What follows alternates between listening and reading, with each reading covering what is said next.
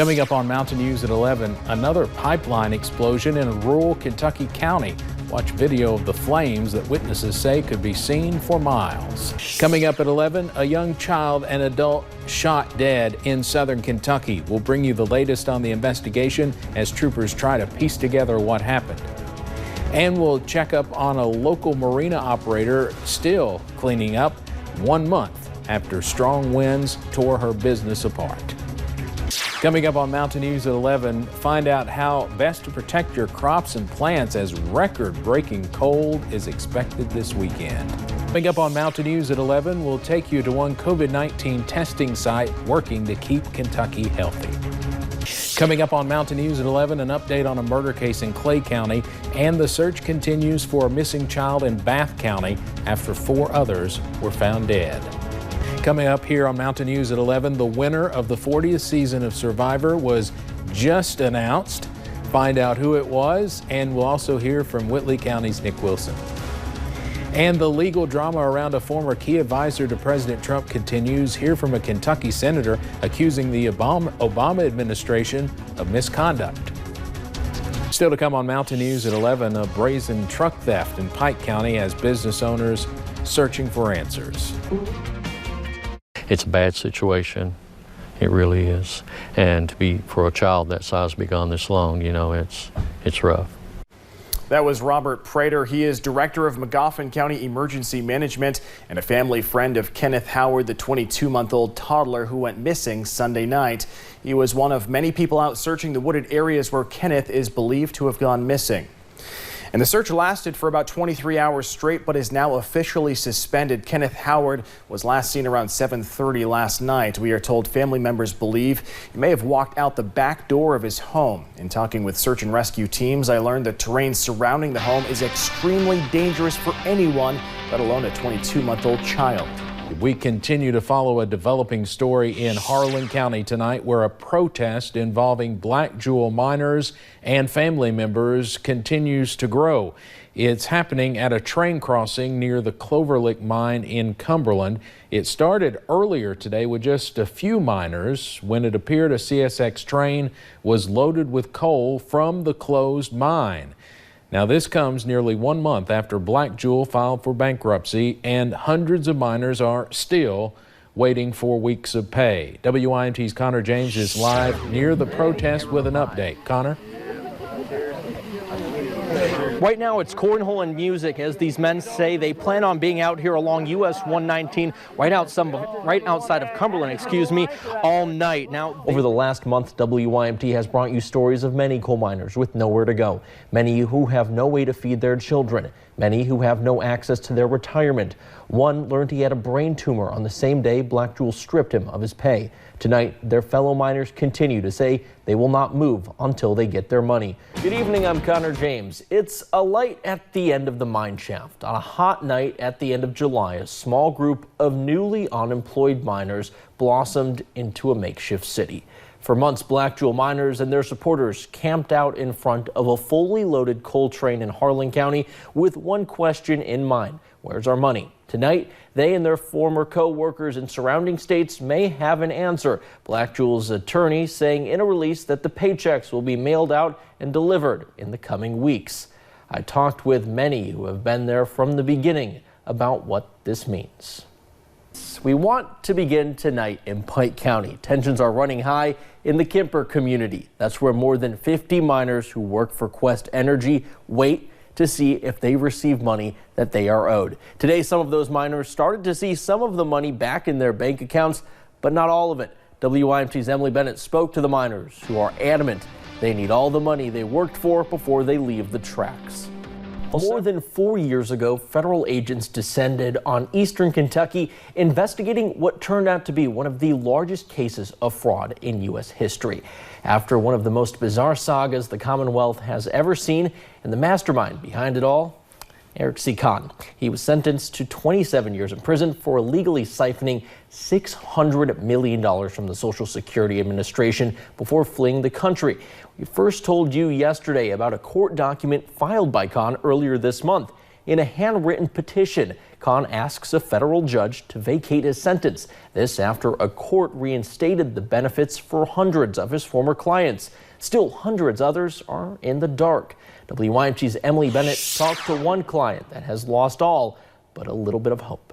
As the COVID-19 death toll in the United States climbs above 82,000, a leading expert is sounding the alarm on the danger of rushing to restart the economy.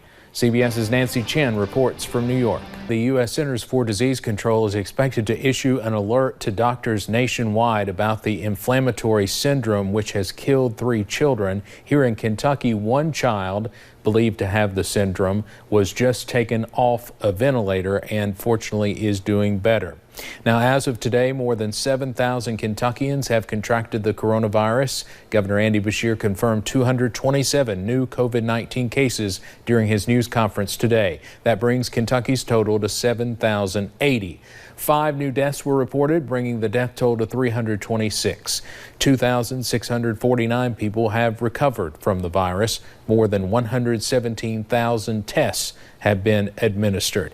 Many of those new cases announced today came from just one county. Health officials in Warren County, that's where Bowling Green is, confirmed 72 cases. 14 of those were in children.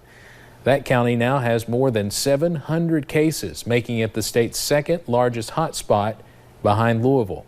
Stage Stores, which owns the Peebles, Goodies, and Gordman's department store chains, joined those filing for bankruptcy protection this week.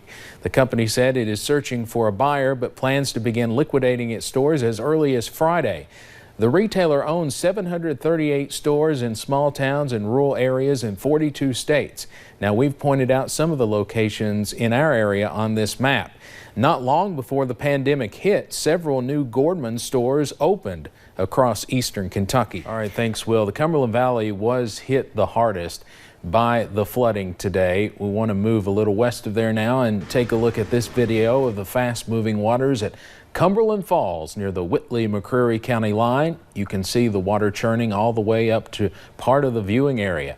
That area saw 3.5 to 4 inches of rainfall in the last 24 hours. The American Red Cross has 2 shelters on standby as this rain continues. The first is in the city of Harlan at Harlan Baptist Church. That is at 120 West Mound Street. Now, the second shelter is located in Whitley County at the National Guard Depot at 215 Hurricane Hollow Road in Williamsburg. Anyone in need of shelter can call the Red Cross hotline at 859-428-8345. You can also call 1-800-RED-CROSS. Now, troopers say Brian is diabetic and needs to take heart medication daily. If you have any leads into where Brian may be, you can contact Post 10 at 606-573-3131. Good evening, I'm Steve Hensley. A state of emergency is declared in at least 3 counties and 1 city.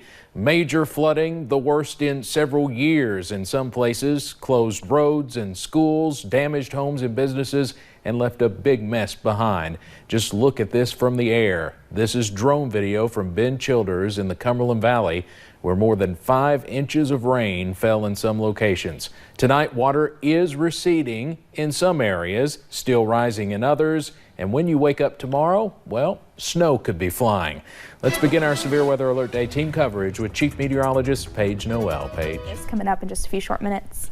All right, Paige, thank you very much. Let's begin our flood coverage tonight in Hazard, where the North Fork of the Kentucky River, as Paige mentioned, crested earlier this evening around 26 feet. That is the highest level since 2003.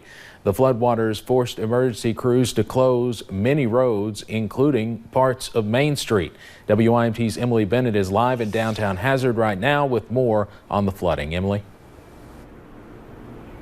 Steve, you can see Triangle Park behind me. It's completely flooded. Below freezing temperatures could due to these wet roads. Steve? It's also going to take a little while for that water to recede behind you there. Thank you very much, Emily.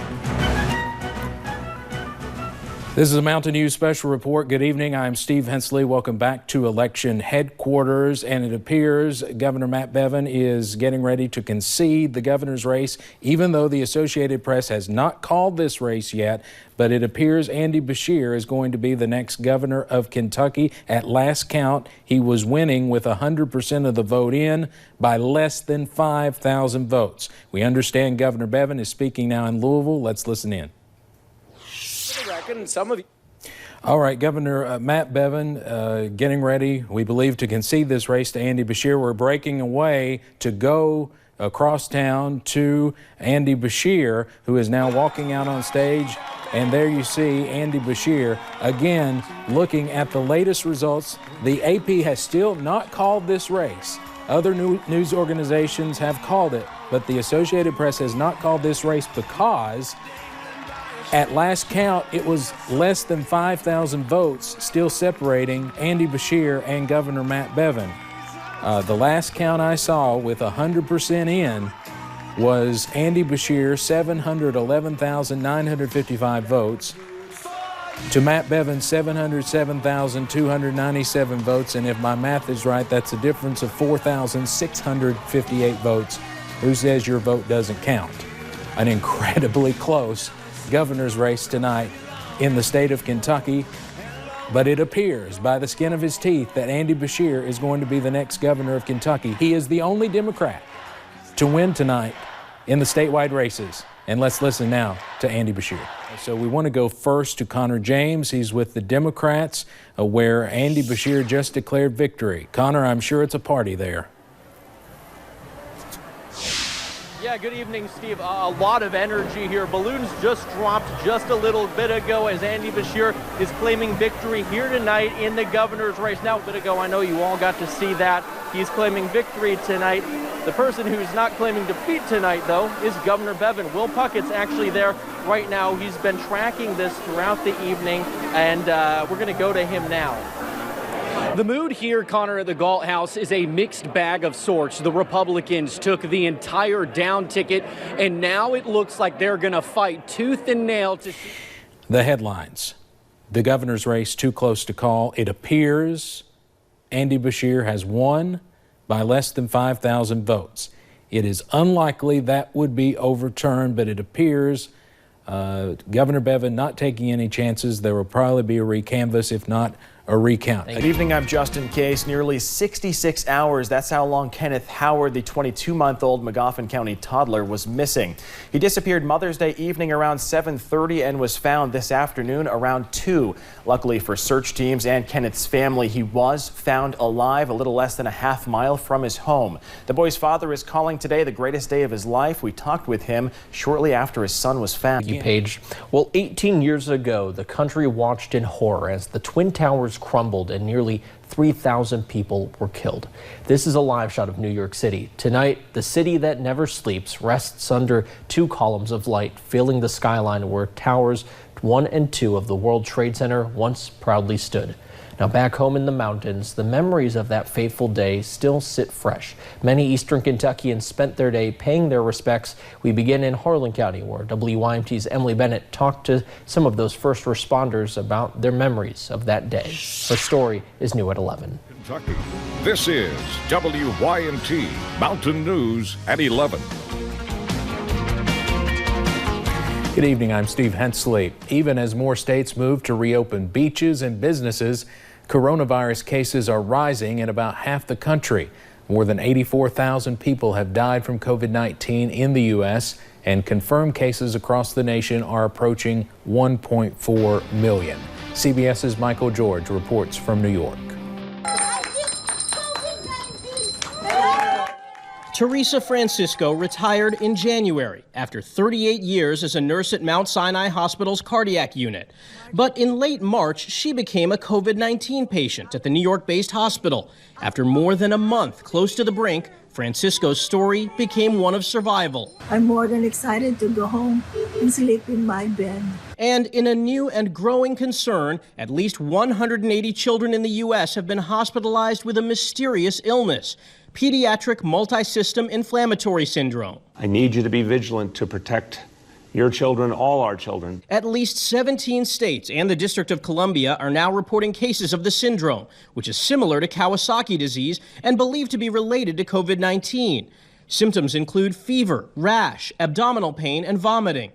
As the coronavirus continues its path of destruction, social distancing rules are being eased in most states. It's better to do it safe than, have to put restrictions back on. Los Angeles County beaches reopened Wednesday with restrictions, including no sunbathing. Iowa's governor is allowing gyms, restaurants, salons, and barbershops to reopen statewide Friday with limited capacity. I have full confidence in Iowans, and I have full confidence in our businesses to do the right thing. Late Wednesday, Wisconsin's state Supreme Court struck down the governor's stay-at-home order. But Illinois Governor J.B. Pritzker warned against moving too quickly. This pandemic is not over. More than 3,700 have died in Illinois, with the majority of coronavirus cases in and around Chicago. Michael George, CBS News.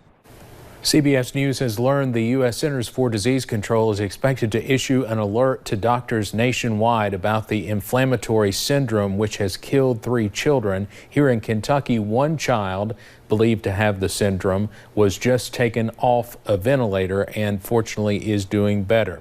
Now, as of today, more than 7,000 Kentuckians have contracted the coronavirus. Governor Andy Beshear confirmed 227 new COVID-19 cases during his news conference today. That brings Kentucky's total to 7,080. 5 new deaths were reported, bringing the death toll to 326. 2,649 people have recovered from the virus. More than 117,000 tests have been administered. Many of those new cases announced today came from just one county. Health officials in Warren County, that's where Bowling Green is, confirmed 72 cases. 14 of those were in children. That county now has more than 700 cases, making it the state's second largest hotspot behind Louisville. Kentucky is receiving more money to increase coronavirus testing. Senate Majority Leader Mitch McConnell announced today Kentucky is getting more than $97 million. That money was made available by Senator McConnell's Paycheck Protection Program and Healthcare Enhancement Act. Senator McConnell says expanding testing is one of the best ways to slow the spread of COVID-19 and keep Kentucky families safe. Many local restaurants are preparing to reopen right before Memorial Day weekend. Here are the biggest changes for in-person dining customers. If you do not live in the same house, you will not be permitted to sit at the same table. Drink stations, buffets, and children's play areas are all out, a no-go. Also, restaurants can only use disposable utensils and menus. Again, these are only some of the changes for restaurants coming up. Retail stores in Kentucky can reopen 1 week from today with restrictions, of course, and some of your favorites may be in jeopardy. We spoke with former economics professor Richard Crow on how these stores might have to find another way to sustain themselves. Meanwhile, in Hazard, a fairly new boutique, Oak and Willow, made the addition of an online store, and Crow says because of that, local businesses like Oak and Willow may be able to survive, but it could be a different story for chain retail stores. Retail brick and mortar stores were already in trouble because of the internet business, buying online, buying on Amazon and all that. There's a lot of retail stores that are not going to reopen because this is kind of the end of the line for them. Stage Stores, the company that owns Gordman's and others, filed for Chapter 11 bankruptcy earlier this week. If they cannot find another buyer, more than 700 retail stores are expected to close by June. As Kentucky legislators worry about their budget deficit caused by the pandemic, local government officials have problems of their own. As jails release inmates within the governor's restrictions, they are also restricted in moving inmates from county to county. In Leslie County, jailer Danny Clark is short 140 inmates for things such as work release, creating a $140,000 per month deficit in his budget. I now only have 10 male inmates and 30 female inmates that are legal, that you can let go outside the facility without handcuffs and shackles to work. Clark hopes work release can pick back up soon and that he will get more inmates in.